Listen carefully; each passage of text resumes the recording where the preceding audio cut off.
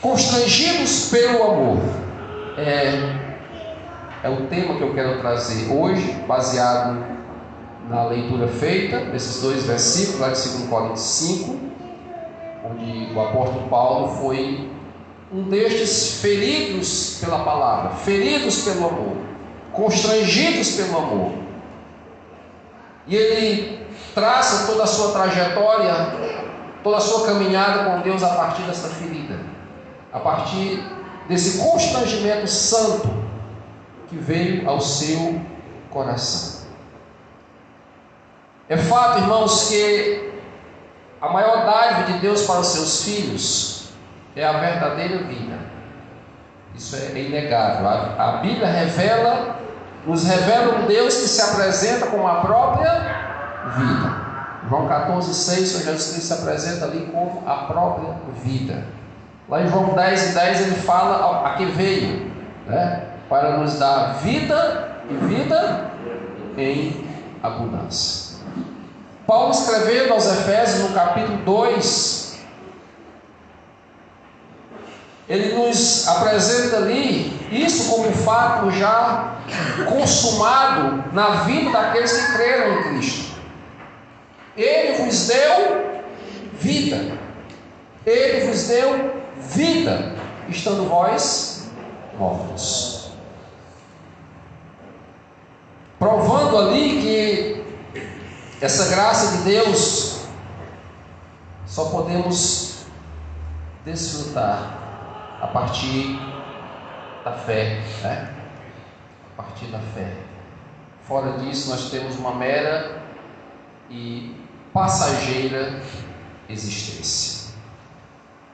Porém, há um fato que muitas vezes nós esquecemos, muitas vezes nós pelo menos negligenciamos, é que essa nova vida que recebemos de Deus, ela é incompatível com a velha vida que tínhamos antes de receber. Nos alegramos tanto com a nova vida, nos empolgamos tanto com a nova vida, focamos tanto nessa nova vida, pregamos tanto sobre ela, que muitas vezes esquecemos de olhar para uma outra vida que tínhamos e o que fazer com ela. Nosso relacionamento com Cristo também significa uma experiência de morte. E esse é um tema que muitas vezes a gente não acha muito agradável de tocar. Não é um assunto muito popular. Ninguém quer falar de morte, né? A gente só quer falar de vida, vitória, bênção. Ninguém quer falar de morte. Mas quando a gente olha para as Escrituras, a gente percebe que são temas inseparáveis. Vida e morte. Nesse contexto que eu quero tratar hoje à noite, são temas inseparáveis. Por que são inseparáveis? Porque para que essa nova vida possa ser vivida, a velha vida precisa se acabar. A velha vida precisa morrer. O próprio chamado de Cristo traz isso consigo. Lucas 9, 23 e 24, quando Ele nos chama para segui-lo, nos chama para andar com Ele, nos chama para essa nova vida, Ele diz: se alguém quer vir após mim, negue-se, dia a dia, tome a sua cruz e siga. Ele continua no versículo 24: pois quem quiser salvar a sua vida, perdê-la-á. E quem perder a sua vida por minha causa, esse a salvará. Percebe como são coisas inseparáveis? Como são coisas que estão profundamente entranhadas, que não tem como a gente dizer: eu quero a nova vida, mas eu não quero essa morte da velha. Eu vou tentar conciliar as duas. Eu vou tentar viver um pouquinho de cada. Ir após Cristo, que é a própria vida, obviamente implica-nos em deixar para trás essa velha vida, né? Desfrutar dessa nova implica em abrir mão da que já temos. E como se negasse a si mesmo não fosse claro o suficiente, e já está embutido muita coisa aí. Esse negar-se a si mesmo é muito mais profundo que muitas vezes nós queremos enxergar, né? Porque é difícil, porque nos confronta tantas vezes. Ele ainda fala de carregar a cruz. E o pessoal tem ressignificado esse negócio de carregar a cruz. Inventaram que é ter um problema, né? Que é carregar um problema.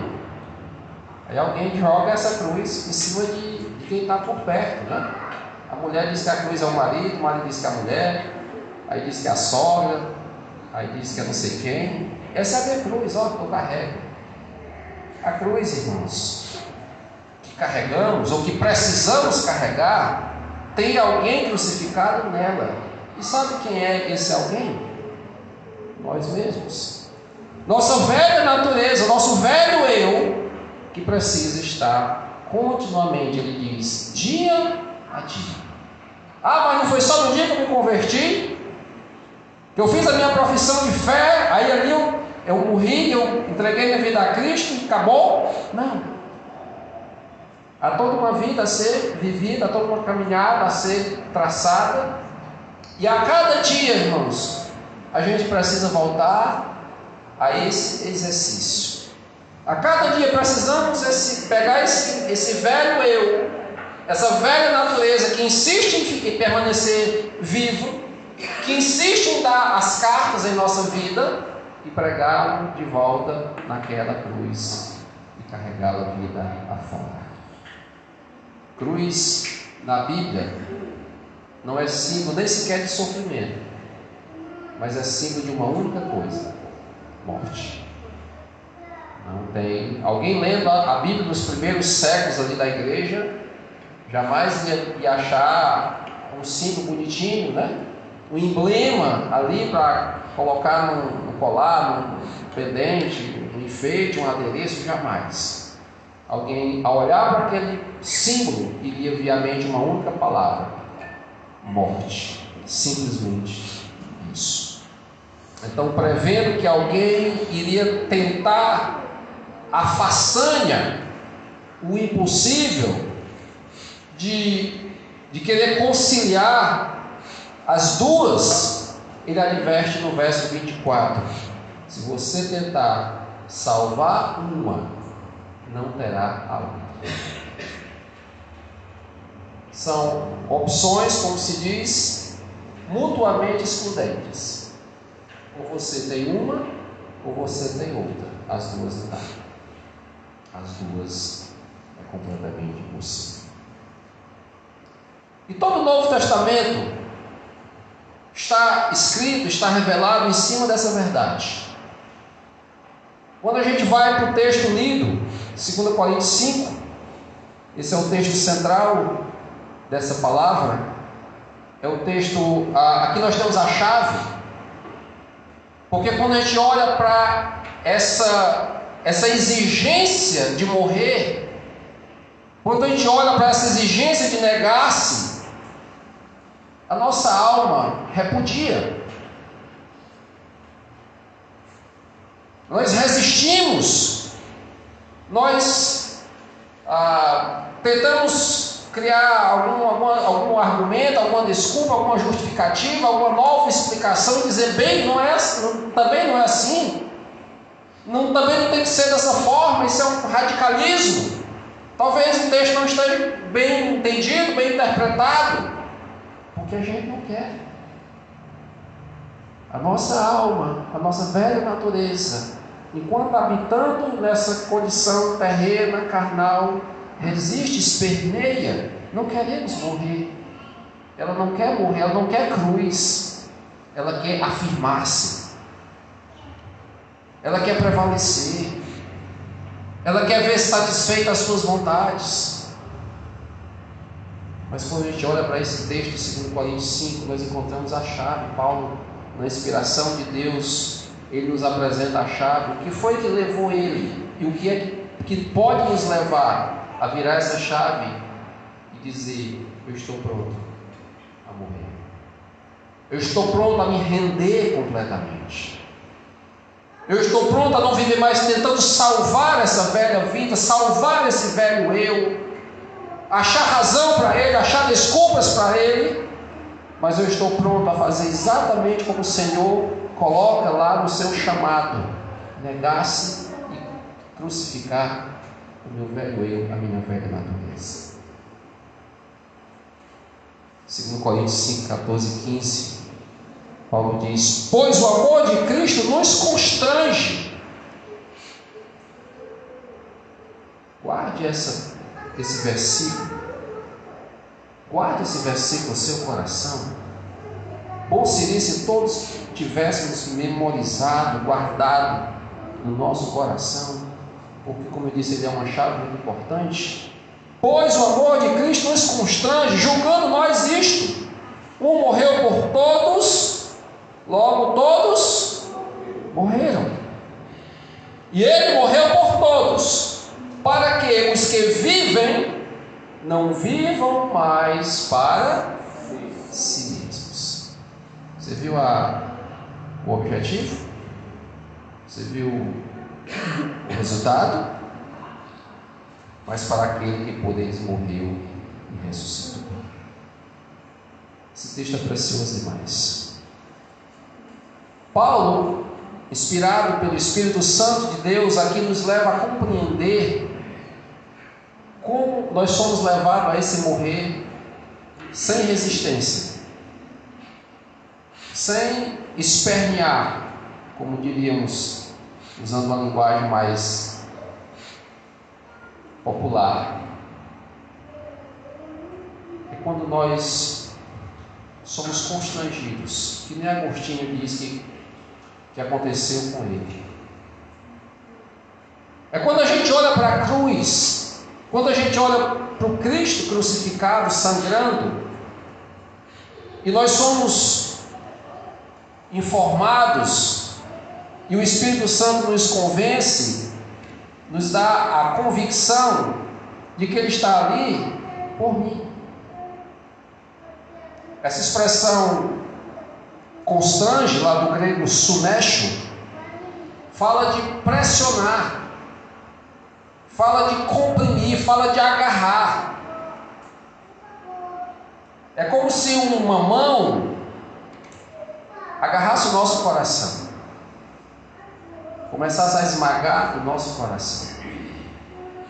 A gente não pode ficar indiferente a isso. A gente não tem como ficar indiferente a isso. Não sei se você já passou pela experiência de alguém lhe fazer um bem muito grande. Inesperadamente, alguém que você nem achava que fosse capaz, mas alguém lhe faz um bem tremendo. Faz algo por você, lhe tira do sufoco num momento crucial, que você está precisando demais, alguém chega e te faz um bem enorme. Como é que você se sente com relação a essa pessoa? A gente se sente constrangido. A gente fica sem palavras. Como é que eu vou agradecer? Como é que eu vou poder retribuir o que essa pessoa fez por mim? E a gente fica ali, irmãos, numa posição, numa situação que o que aquela pessoa nos pedir, a gente está pronto a oferecer. A gente fica ali numa posição tão vulnerável, que não tem nada, por mais caro que seja, por maior que seja, que aquela pessoa nos peça, que a gente veja que pode fazer por ela, que a gente vai medir esforços. Isso é ser constrangido pelo amor. E Paulo diz: olha, não foi por força, eu não cheguei a esse lugar de renúncia, de morrer para mim mesmo, porque fui forçado, não foi por uma imposição, não foi por nada disso, mas foi por constrangimento. constrangimento. Quando eu vi o Cristo pregado na cruz, quando eu vi a obra redentora de Cristo em meu favor, quando eu me apercebi da dimensão do seu amor, do tamanho do seu sacrifício, eu fiquei sem ação, eu fui desarmado completamente. As minhas defesas vieram abaixo, os meus argumentos todos caíram. O que eu vou dizer para Cristo? Como é que eu vou negar algo que Ele me pede? Como eu posso olhar para Ele e dizer: Senhor, o Senhor está pedindo para que eu morra para esse mundo, para que eu morra para o pecado, para que eu renuncie a mim mesmo, para que eu carregue cruz, mas eu não estou pronto, eu não estou disposto, porque essa vida ainda é muito preciosa para mim. Será, irmãos, que a gente está dizendo isso para Cristo? Será que com as nossas atitudes, com as nossas escolhas, com as nossas palavras, com a forma com que vivemos, ainda estamos dizendo isso para o Senhor? Senhor, eu sei que o Senhor fez muito por mim, o que o Senhor fez foi maravilhoso, foi tremendo, mas eu não posso te dar aquilo que o Senhor está me pedindo. Muitas vezes, irmãos, não fomos feridos o bastante, não fomos constrangidos o bastante, parece que não entendemos, não enxergamos a dimensão daquilo que foi feito e continuamos resistindo.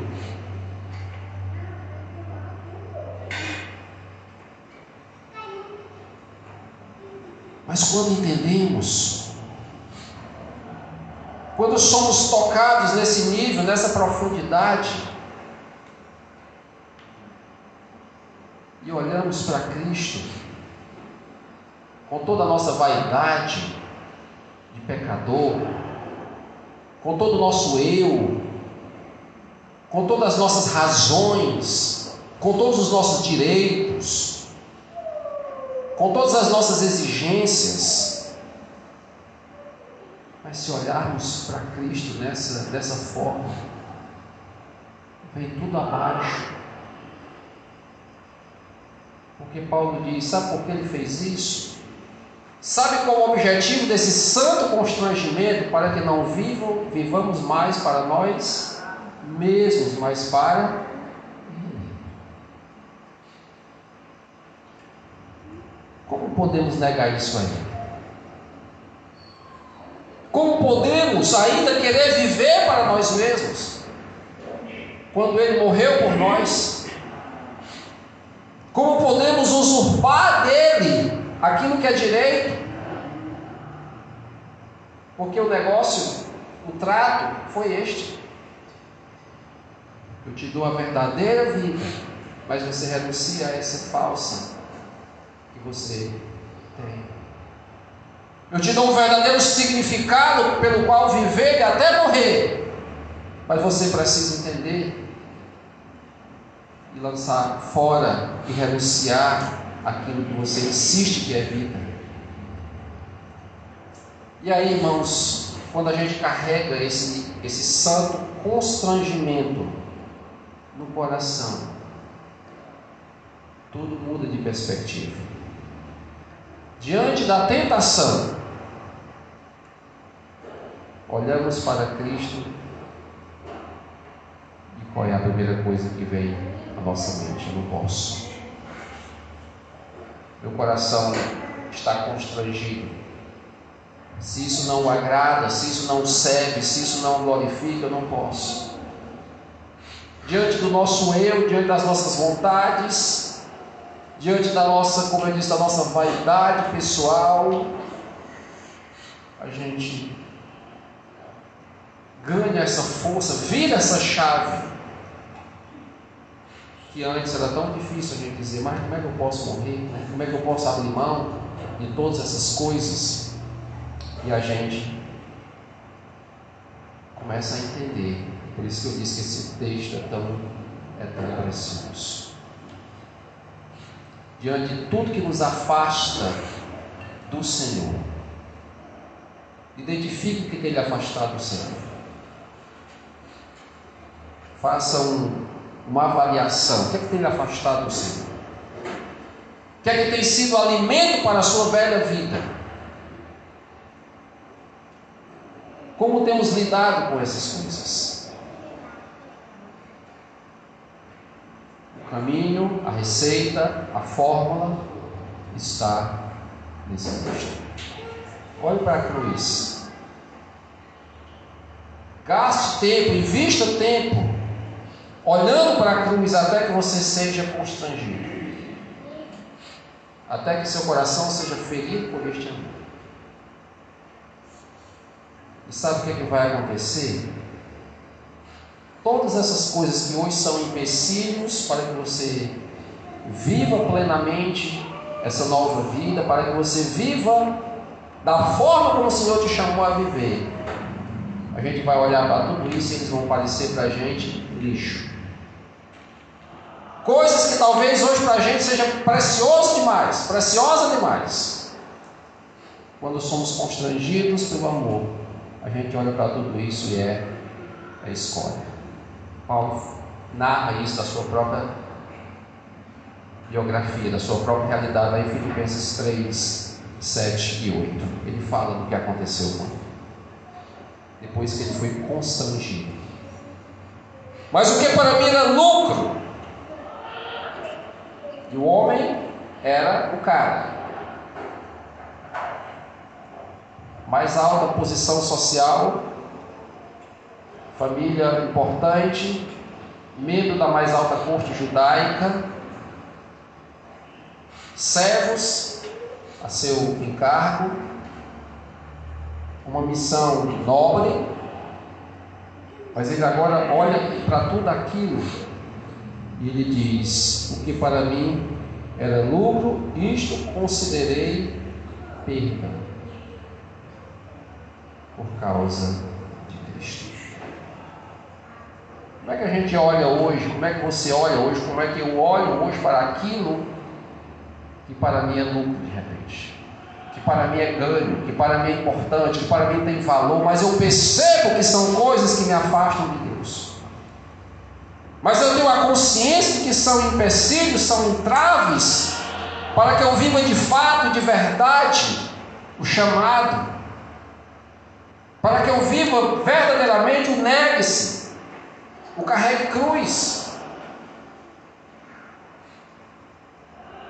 E ele continua assim: deveras considero tudo como perda. Por causa de quê? O que você ganhou, Paulo? Deixando para trás seus títulos, sua posição, seu dinheiro, sua fama, seu conforto, seu status. O que você ganhou com isso? O que você achou de tão importante, de tão bom, que valeu a pena deixar tudo para trás? Ele diz: por causa da sublimidade do conhecimento de Cristo. Por causa desse santo constrangimento, quando eu olhei para Cristo, não deu outro. Não teve mais como eu voltar e olhar para aquelas coisas e ver nela o valor que antes tinha para mim, a importância que antes eu dava. Não deu mais. Por causa da sublimidade do conhecimento de Jesus Cristo, meu Senhor. Por amor do qual perdi todas as coisas. Paulo não fez uma seleção. Espera aí, isso aqui eu deixo, isso aqui não, isso aqui eu vou conservar. Tem aquelas histórias engraçadas de pessoas que se convertem, aí pega as roupas de descrente e guarda, né? Lava tudinho, dobra, bota numa malinha, deixa ali, né? Sei lá, vai que um dia eu preciso, né? Vai que um dia eu descubro que não é tão sério assim. Ou então faz uma seleção. Espera aí, isso aqui está escrachado demais, não dá. Mas isso aqui dá para conciliar, né? Esse negocinho aqui dá para a gente dar um jeito. Faz aqui tem um lugar, tem um momento, tem a hora, tem a forma. Aí a gente vai conservando coisas. E essas coisas não permitem, irmãos, que esse velho eu morra. Porque são alimentos dele. E a gente vai guardando isso e vai fazendo uma seleção daquilo que deixamos, daquilo que tiramos, né? Daquilo que permanece, daquilo que sai. Mas Paulo diz: por amor do qual perdi todas as coisas, e as considero como refúgio. Aqui refúgio é uma palavra bonitinha para a tradução do original. A tradução do original a mais exata é esterco. Você sabe o que é, né? Não precisa eu usar um termo, outro termo, não. Esterco. Mas Paulo também não tinha nada na vida, né? Você era um quebrado, um falido? Não. Era um cara que estava no auge do sucesso. Era um cara que tinha tudo aquilo que humanamente alguém poderia almejar. Aí Paulo olha para aquilo e diz: isso para mim é lixo, isso para mim é esterco. Por quê? Porque eu achei algo incomparavelmente maior, incomparavelmente superior, de um valor que não dá para dimensionar. Meu coração está ferido, eu estou constrangido com aquilo que Ele fez por mim, e não tem nada que Ele me peça que seja caro demais. E não tem nada que Ele exige de mim que eu vá ficar pensando se eu vou entregar ou não. Irmãos, como é triste quando a gente fica na dúvida se obedece ou não. Como é triste quando a gente, como filhos de Deus, fica titubeando diante daquilo que Deus claramente nos diz para deixar, claramente nos diz para renunciar. E a gente fica: será que eu deixo? Será que eu atendo? Será que eu obedeço? Mas eu gosto tanto. E fica naquela luta. Só esse santo constrangimento, só essa visão clara, plena, daquilo que o Senhor fez para a gente sair desse lugar, desse dilema, dessa dúvida. Estava ouvindo um dia desse um testemunho do Rodolfo Abrantes, e quando ele se converteu. E é interessante que tem um pessoal que sai da música, que vira crente, né, que é da música, quando não está mais fazendo sucesso, aí ele vai migrar para o mercado gospel. Tá? Tem muita gente que faz isso. Só está meio lá embaixo, não está mais fazendo sucesso, aí migra para o mercado gospel para continuar vendendo e tal. E o Rodolfo é um cara que eu admiro demais, porque ele abandonou os Raimundos, saiu da banda quando a banda estava no ápice, estava no topo. Ele é chamado por Deus, ele se converte e ele joga tudo pro ar. O cara foi massacrado, ninguém entendeu, a mídia caiu em cima. Tudo que era nome que você possa imaginar, o cara pegou. Os colegas, os demais integrantes da banda ficaram revoltados, querendo matar o cara. Todo mundo crucificou, porque ninguém entendeu. Como é que alguém abandona uma carreira de sucesso? Como é que alguém sai de uma banda que estava... O cara tinha show, assim, uma agenda lotada, não dava conta. Aí ele vai lá e diz: a partir de hoje eu não faço mais parte dos Raimundos, não canto mais com o mundo, a minha vida agora é para louvar o Senhor. E já se foram aí mais de 20 anos. O mundo não entende, as pessoas não entendem, e só entende quem viveu essa experiência. Só entende quem viveu esse santo constrangimento, quem teve o coração agarrado pelo Senhor, tocado, comprimido pelo Senhor. Aí faz essas coisas. Considero como refúgio para ganhar a Cristo. Irmãos, se não temos conseguido deixar, preste atenção nisso, se não temos conseguido deixar aquilo que claramente sabemos ser um empecilho para viver a vontade de Deus, é porque não fomos constrangidos o bastante. Precisamos voltar ao pé da cruz.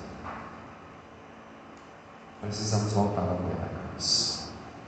Orando, chorando, suplicando ao Senhor, dizendo para o Senhor: eu quero aquilo que está na palavra do Senhor, que Paulo diz lá em 2 Coríntios 5,14. Eu quero viver esse santo constrangimento, Senhor. Eu quero poder dizer, como Paulo disse: eu deixei tudo por amor ao Senhor. Eu renunciei a tudo, inclusive a mim mesmo, inclusive a minha vida, inclusive ao meu eu, as minhas razões, os meus interesses naturais, terrenos, para viver o teu chamado, para viver a tua vontade, para viver para a tua glória. E eu não tenho conseguido. E eu tenho encontrado tanta dificuldade. Eu preciso desse constrangimento. Eu preciso ser constrangido nesse nível, porque eu entendo que essa é a vontade do Senhor. Abra sua Bíblia para o capítulo 6 de Romanos.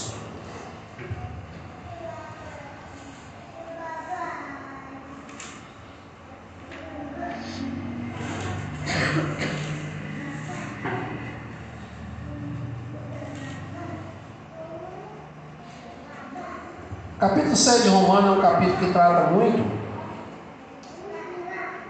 dessa dualidade, vida e morte. Nova vida, velha vida, nova vida, morte para a velha vida, o velho eu. Vamos fazer a leitura desse capítulo, depois a gente vai observar algumas verdades tocantes que encontramos. Romanos 6:1, todos têm? Amém. Que diremos, pois? Permaneceremos no pecado para que seja a graça mais abundante? De modo nenhum. Como viveremos ainda no pecado, nós que para ele morremos? Ou porventura ignorais que todos nós que fomos batizados em Cristo Jesus, fomos batizados na sua morte? Fomos, pois, sepultados com ele na morte pelo batismo, para que, como Cristo for ressuscitado dentre os mortos pela glória do Deus Pai, ou do Pai, assim também andemos nós em novidade de vida. Porque se fomos unidos com ele na semelhança da sua morte, certamente o seremos também na semelhança da sua ressurreição. Sabendo isto, que foi crucificado com ele o nosso velho homem, para que o corpo do pecado seja destruído, e não sirvamos o pecado como escravos. Porquanto quem morreu está justificado do pecado. Ora, se já morremos com Cristo, cremos que também com ele viveremos, sabedores de que, havendo Cristo ressuscitado dentre os mortos, já não morre. A morte já não tem domínio sobre ele. Pois quanto a ter morrido, de uma vez para sempre morreu para o pecado. Mas quanto a viver, vive para Deus. Assim também vós considerai-vos mortos para o pecado, mas vivos para Deus em Cristo Jesus. Não reine, portanto, o pecado em vosso corpo mortal, de maneira que obedeçais às suas paixões, nem ofereçais cada um os membros do seu corpo ao pecado como instrumentos de iniquidade, mas oferecei-vos a Deus como ressurretos dentre os mortos, e os vossos membros a Deus como instrumentos de justiça. Amém? Amém. Irmãos, o que dizer do texto desse?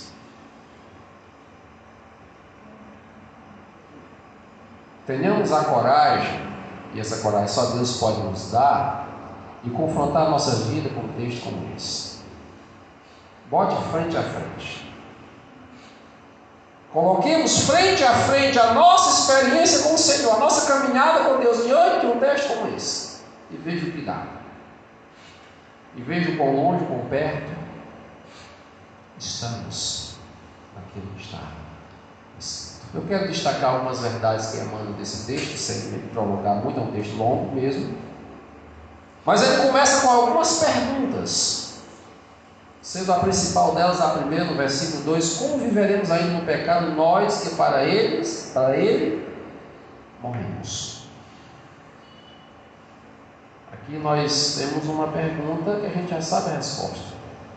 Uma impossibilidade. Uma impossibilidade. Versículo 3, ele continua perguntando: ou porventura ignorais que todos que fomos batizados em Cristo Jesus fomos batizados na sua morte? Fomos, pois, sepultados com ele na morte pelo batismo, para que, como Cristo foi ressuscitado entre os mortos pela glória do Deus ou do Pai, assim andemos nós em novidade de vida. Batizado aqui não se refere em primeira mão ao batismo nas águas, mas à imersão no corpo de Cristo, mas que depois é representado de forma simbólica também pelo batismo nas águas, né? Aquele batismo onde manifestamos publicamente, de forma visual, o que aconteceu de modo espiritual e interiormente. E é interessante a gente pensar aqui uma coisa, que se a gente insiste em viver ainda essa velha vida, ainda viver para o pecado, tendo conhecido a Cristo, tendo professado a fé em Cristo, até o nosso batismo ele foi uma mentira. Até aquela encenação de baixar as águas, que tem como significado morte, sepultamento e ressurreição, perdeu o sentido, perdeu a razão de ser. Porque aquele que publicamente diante de todos foi dado como morto, ainda vive, ainda reina, ainda se manifesta, ainda dá as cartas, né? Então, essa é a realidade que esse texto reflete, é a realidade que esse texto nos traz à tona. Versículo 9, ele continua dizendo assim: sabedores de que, havendo Cristo ressuscitado dentre os mortos, já não morre, a morte já não tem domínio sobre ele. Pois quando a ter morrido, de uma vez para sempre morreu, para quê? Para o pecado. Mas quando a viver, vive para Deus. Irmãos, quem vive essa experiência com profundidade já não teme mais a morte. E quando eu me refiro aqui à morte, eu não me refiro à morte física. Esse texto não está tratando da morte física, está tratando da morte para o pecado. E o que é que ele não teme? Ele não teme a desaprovação do mundo, por exemplo.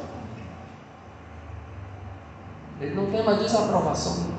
Sabe quem é que teme a desaprovação do mundo? Quem ainda quer preservar o velho eu, a velha natureza.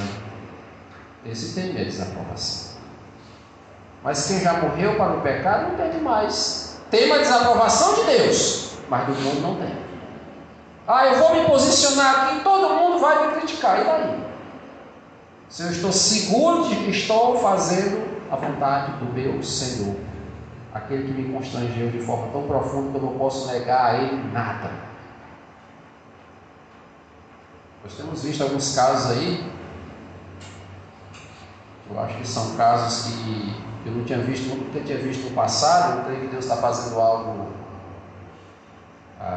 diferente nos últimos tempos. Nós temos visto atores de Hollywood aproveitando uma cerimônia de entrega de prêmio para manifestar para todo mundo a sua fé em Cristo. Tem vários casos. O Brasil Paralelo fez até um documentário pontuando alguns, né? O sujeito ficou caladinho, aproveitou o dia que ia ter uma cerimônia com os holofotes do mundo inteiro ali focado nele, as câmeras, as TVs do mundo inteiro em cima dele, e ele começa a falar de Cristo. Está lá com o microfone na mão, está filmando, está todo mundo lá e começa a falar de Cristo. Sabe o que acontece com eles? A carreira já era. A carreira deles acabou. Mel Gibson, depois que fez Mel Gibson, ator famosíssimo, né? Diretor, um cara altamente competente. Depois que ele fez o Paixão de Cristo, a carreira dele foi embora. Você não vê mais Mel Gibson um papel importante no filme. Hollywood cancelou ele total. Já foi. Mas quem vive essa experiência não teme essas coisas. Não teme a desaprovação do mundo, porque você está morto para ele. Não teme. Não teme ficar por fora. Não teme ser tido como desatualizado, como irrelevante, como cafona. Não teme. Você já está morto para isso. Não teme a falta de sucesso do ponto de vista do mundo. Porque o mundo tem um padrão de sucesso. Não é assim? O mundo tem um padrão de sucesso. E cada era tem o seu padrão devido. E as pessoas respeitam você, consideram você, honram você a partir do momento que você atinge ou está caminhando para esse padrão. E quantos filhos de Deus não têm sacrificado a sua fidelidade ao Senhor para tentar se encaixar nesse padrão, para tentar atender essas exigências desse mundo para o qual deveríamos estar mortos? Mas não, ainda estamos tão vivos para Ele que queremos atender os seus caprichos, atender às suas exigências, nos encaixar no padrão pré-estabelecido.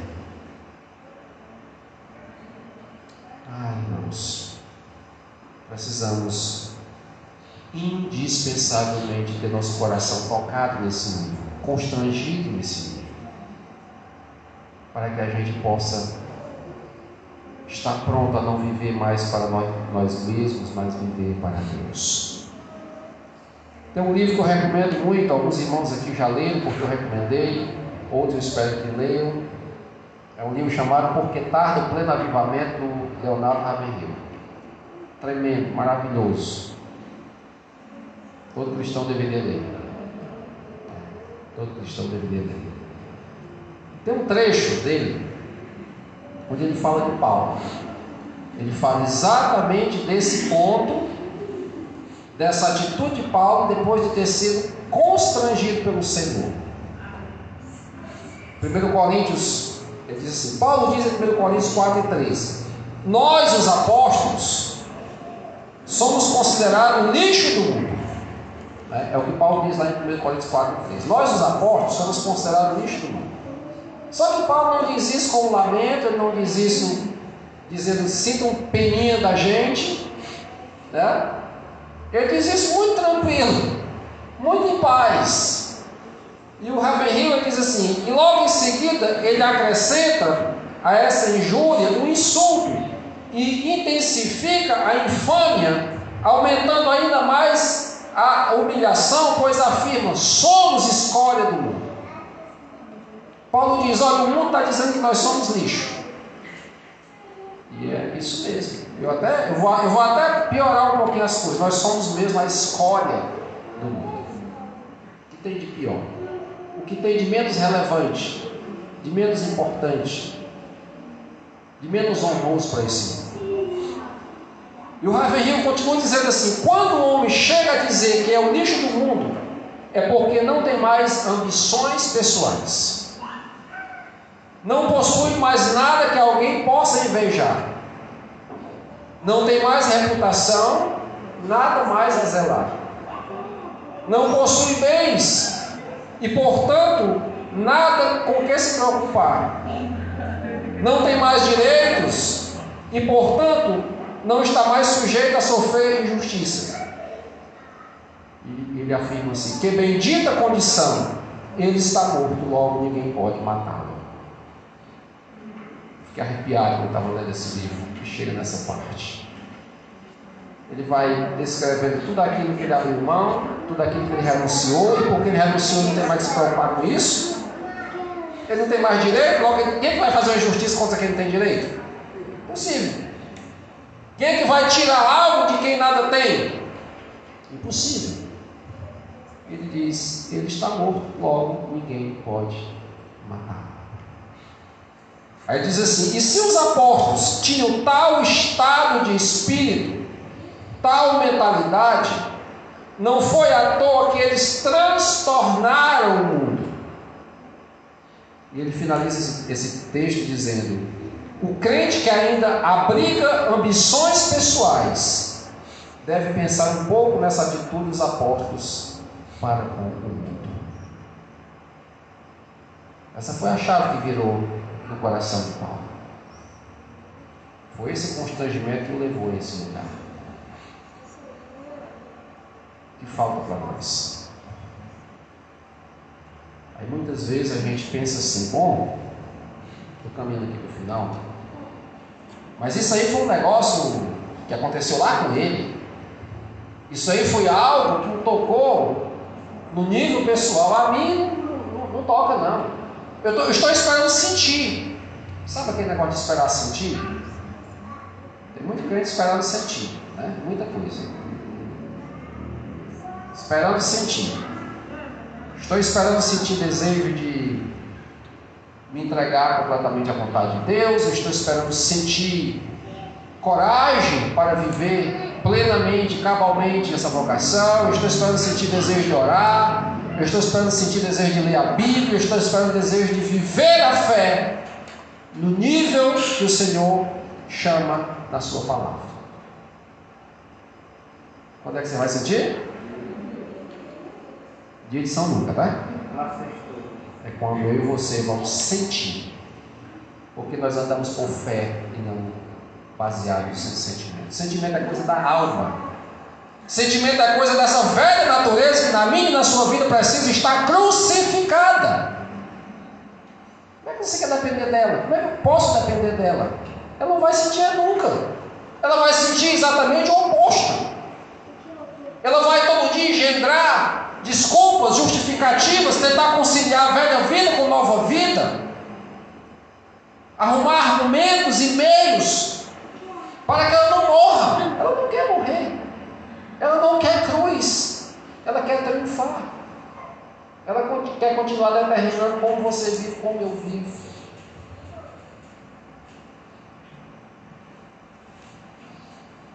Versículo 11.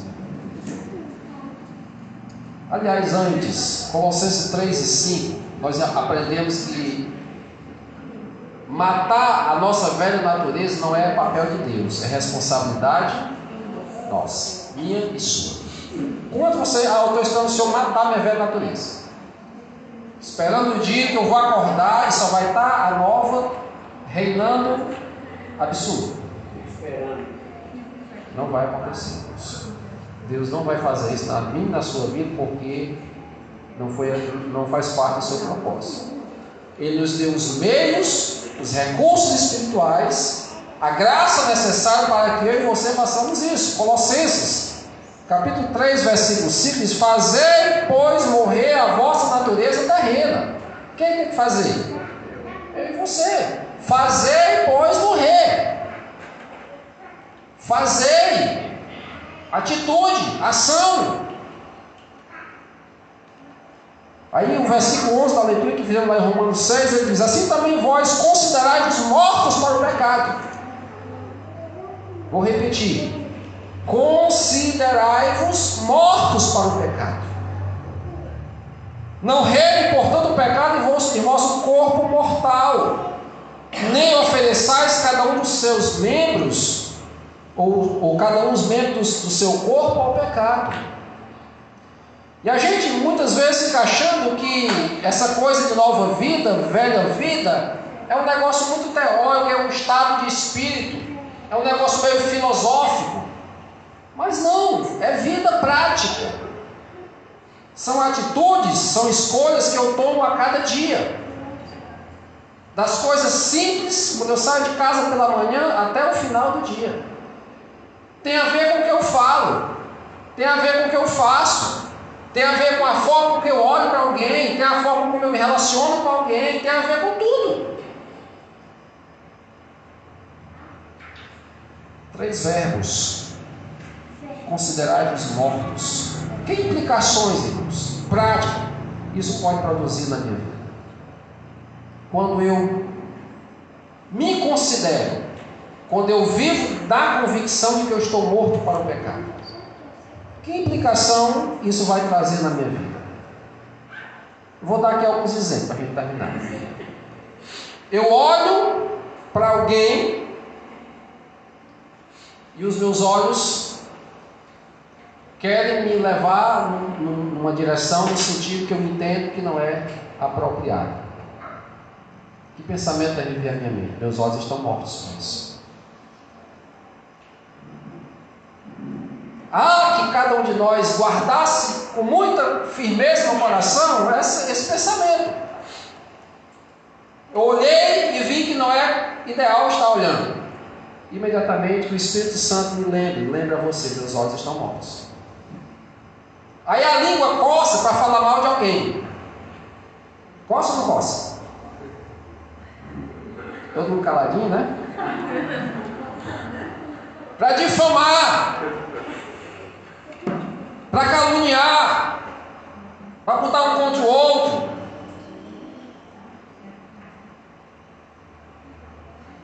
Naturalmente, ela já está, ela não precisa ser ensinada, mas ela já está prontinha. Ela é habilidosa, ela está preparada, ela está treinada. Ela está só esperando a oportunidade. Viu ali um negócio, aí cochicha ali, só que para nós, né? Só entre nós. Vou contar aqui, mas não é por mal não, para você orar. Dá até uma desculpa espiritual. Aí o que é que a gente deve lembrar? Minha língua está morta para isso. A língua morta fala? Fala mal de alguém? Calunia? Não. Está morta para isso. Meus pés querem me levar numa direção, num caminho que eu sei que não é a vontade de Deus, não é para a glória de Deus. Meus pés estão mortos. Pé morto não anda. Minhas mãos querem agir no sentido que não glorifica a Deus, que não corresponde à vontade de Deus para a minha vida. A minha mão está morta. Mão morta não pega nada, não age, não tem obra.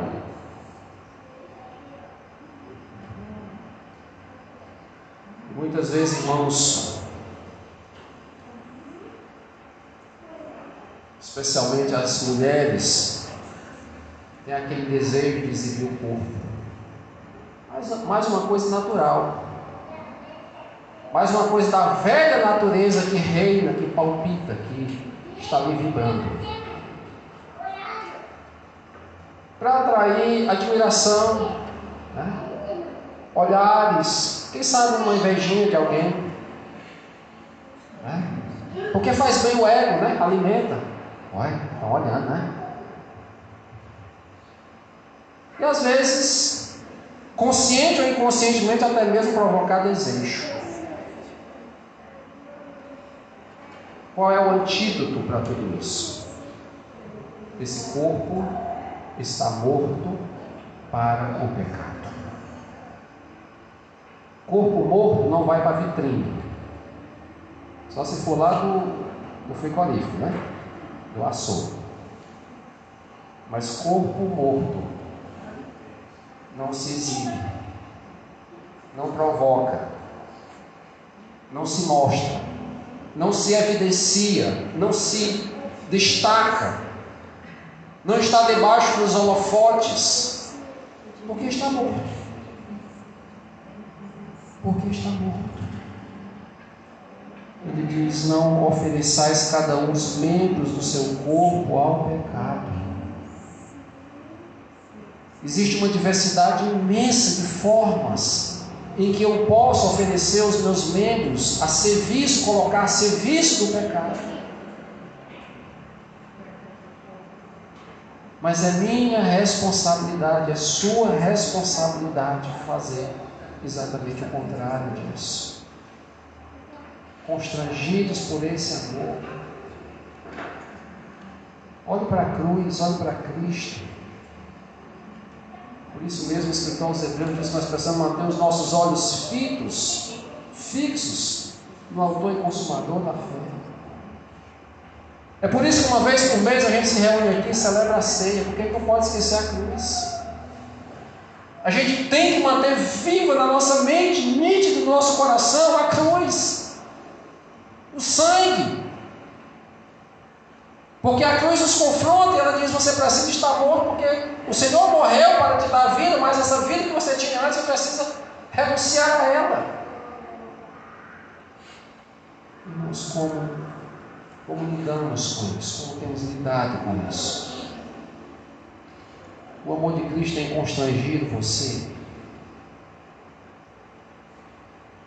O O amor de Cristo tem constrangido você? Paulo diz, o amor de Cristo nos constrange. Ele está falando em nome da igreja do Senhor.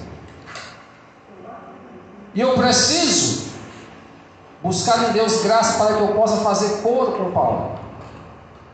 Se eu ainda não posso, se hoje eu não posso declarar isso com verdades, se hoje eu declarar isso vai ser uma mentira diante de Deus, eu preciso estar de joelho nos pés do Senhor e dizer, Senhor, me ajuda para que eu possa repetir essa declaração de forma honesta, de forma sincera, de forma verdadeira.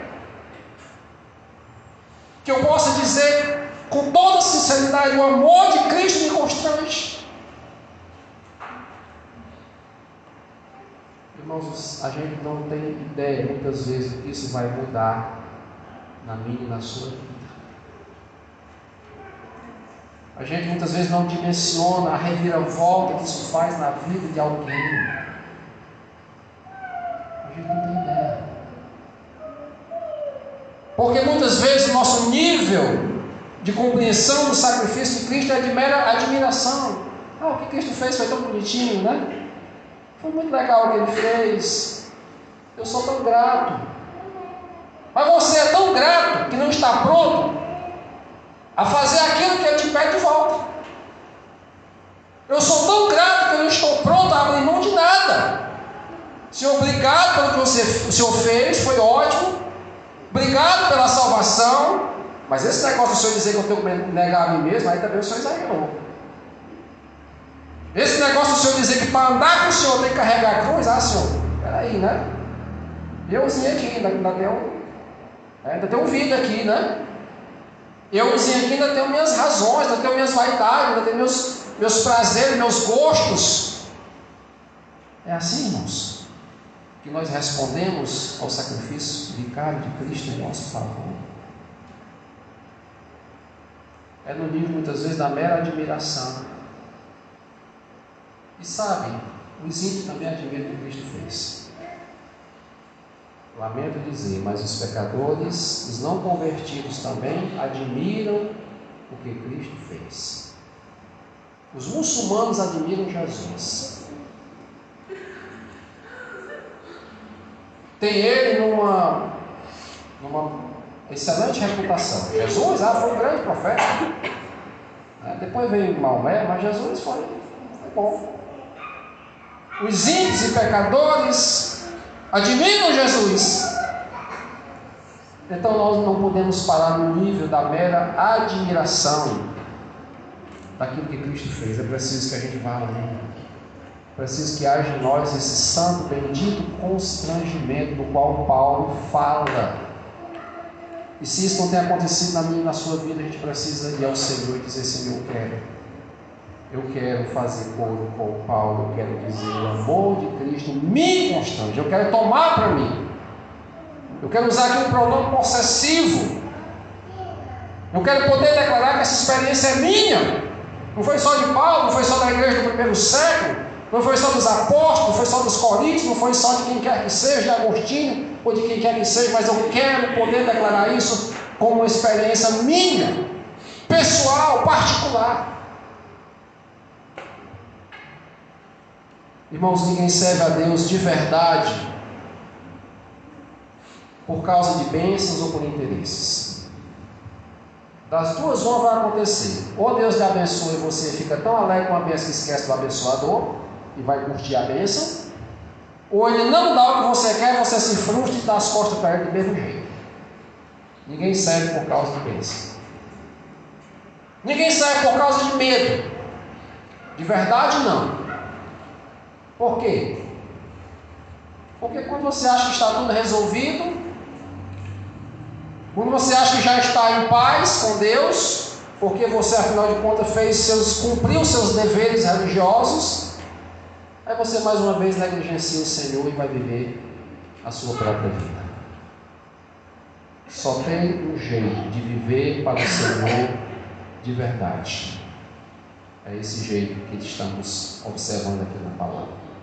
Quando o nosso coração é tocado pelo amor. É quando o nosso coração é ferido por esse amor. E essa ferida, ela é incurável.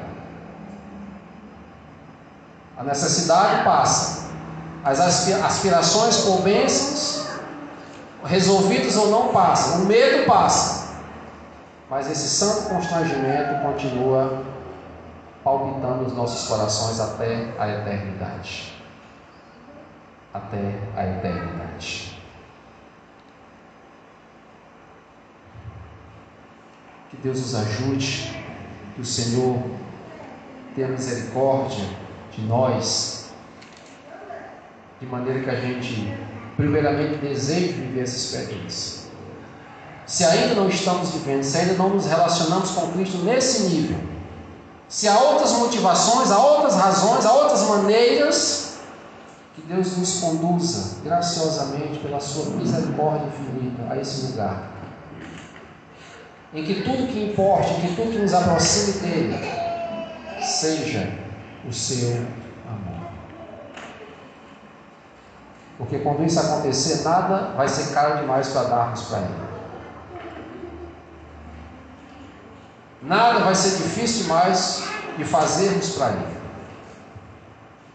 Tudo aquilo que ele nos pedir, nós vamos olhar para o que ele fez e diz: ainda é pouco. O Senhor morreu. O Senhor foi ao Calvário. O Senhor está pedindo que eu morra para mim mesmo? É pouco. O que vale essa velha vida, sem sentido, sem significado, transitória, diante da eternidade que o Senhor conquistou e me presenteou através do seu amor. Que Deus nos ajude.